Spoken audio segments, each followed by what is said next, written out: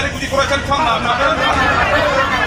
थारायबारि गुदि फरायसालि थांना सासेल' फोरोंगिरिया जोंनो गुन गोनां सोलोंथाइ होनो हाया सासेल' फोरोंगिरिया जोंनो गुन गोनां सोलोंथाइ होनो हाया थाबैनो जोंनो फोरोंगिरि थिसनहर थाबैनो जोंनो फोरोंगिरि थिसनहर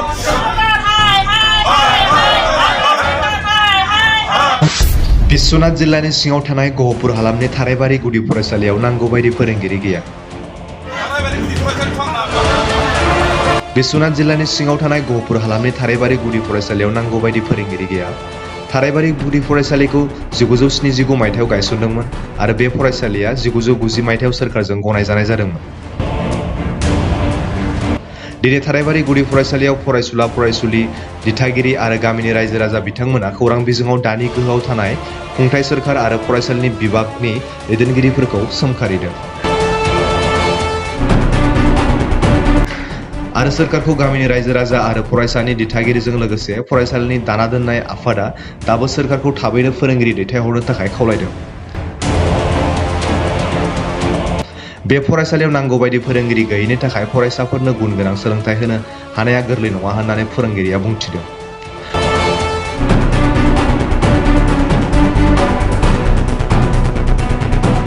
फरायसालियाव जोंनो फोरोंगिरिखौ जोंनो नांथारगौ आरो जोंनो फोरोंगिरिखौ मोनाबा जोंनो फोरोंगिरि सासेल'आ जोंनि फिसाफोरखौ सामलायलांनो हानाय नङा आरो जोंनो सरखारनिफ्राय जोंनो फोरोंगिरिखौ नांगौ। बिनिखायनो जोङो दिनै जोंनि उन्दै गथ'फोरा बिदिनो सोरबा मोनसे क्लास लाबा मोनसेयाव क्लास लानो मोना मोननै क्लास लाबा मोनसे क्लासाव लानो मोना। दिनैहाय बे फोरोंगिरि सासेल'आ अबेथिं दायथ'खौ लाजेननो एबा दाथ' 40-50 जन छात्र दङ बाहाय। बिनिखायनो जोङो बे स्कुलाव दिनै फोरोंगिरि नांगौ जोंनि फिसा फिसौखौ सामलायलांनो आरो जोंनि फिसा फिसौखौ फोरोंलांनो। होमब्लासो जोंनि फिसा फिसौआ रोंलांबासो जोंनि गोसोआबो गोजोनगोन आरो जोंनि फिसाफोरा सरकारि स्कुलावनो रोंदों मादों होननानै जोंहाबो मोनसे साननाय फैगोन आरो जोंनि दुखुआबो खारगोन। बिनिखायनो जों दिनै फोरोंगिरि सासेल'जों फिसा फिसौआ बोरै रोंलांगोन आरो बोरै बुजिगोन आरो बोरैहाय मा जालांबावगोन होननानै जोङो सानो, जों गोसो सिङाव साननानै थायो। जोंनि फिसा फिसौफोरखौ जोङो मोजाङै बे स्कुलाव सरकारि स्कुल दं होननानै जों हगारनायाव जुदि सरकारनि मानसिफ्रा जुदि दायथ' लायाबा आरो जोंनि बे फरायसालिया बोरैहाय देरलांगोन आरो जों बे मोनखानाय फरायसालि सरकारनि फरायसालि बेयावनो जों गायसननानै दोनखानाय स्कुलखौ जों बोरै बुथारगोन, जों बोरै फोथांगोन, जोंबो बेफोरखौ सानदों। दिनै जों सरकारि स्कुल दं होननानै जों गरिब मानसिफ्रासो हगार हरदों। जोंहा साख्रि बाख्रि गैया, जों फिसा फिसौखौ प्राइभेट स्कुलाव थाखा फैसा होनानै फोरोंनो जोंनाव जेबो मोन्थाय गैया, जों हाया, जोंनाव साख्रि बाख्रि गैया, जों खेथि बाथि खालामनानै जानाय। जोंनि फिसाफ्रा जि एसे हायो जों सरकारि स्कुलावनो जों फोरोंगोन आरो फोलावगोन आरो जोंनो सरकारि स्कुलखौ सामलायलांनो थाखाय फोरोंलांनो थाखाय बे छात्रफोरखौ जोंनो फोरोंनो थाखाय फेदेरलांनो फोलावलांनो थाखाय जोंनो फोरोंगिरि बे स्कुलाव नांगौ। थारायबारि गुदि स्कुल आरो फरायसालियाव जोंनो फोरोंगिरि नांथारगौ।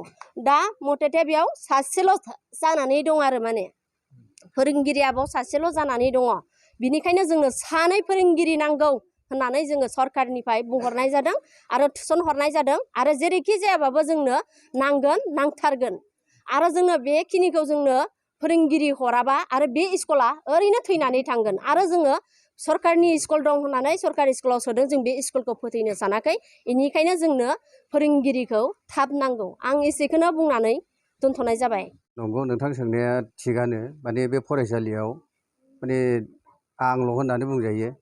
माने आं हारसिंल' फोरोंगिरिया बे 60-40 बा 50 फरायसाफोरखौ मोजां सोलोंथाइ होनो हानाय अबस्थाया जाथावखाया। बे थिगानो, बे एकदम बयबो हमनानै मोनदांहरखायो। दा बे बेलायाव आंबो नैबे जोंहा SMC कमिटिजों लोगोसे आंबो खावलायनोसो लुबैयो जाहाथे बे फरायसालियाव सानै फोरोंगिरिफ्रा आजिरा मोनलांबाय आरो माने बिसिनि भेकेन्ट पस्टआ दाबो दंखायो। बे भेकेन्ट पस्टआव सानै फोरोंगिरिखौ थिसनहरब्लानो बेवहाय माने गथ'फोरनो एसेब्लाबो माने सोलोंथाइ होनायाव साबसिन जागोनखौ आं नुहुरो आरो। दा बर्थमान आं हारसिंब्लाबो माने ओजोंहाय गथ'फोरखौ जा हायो बेखौथ' फोरोंखानांगोन, बेखौ फोरोङोबो।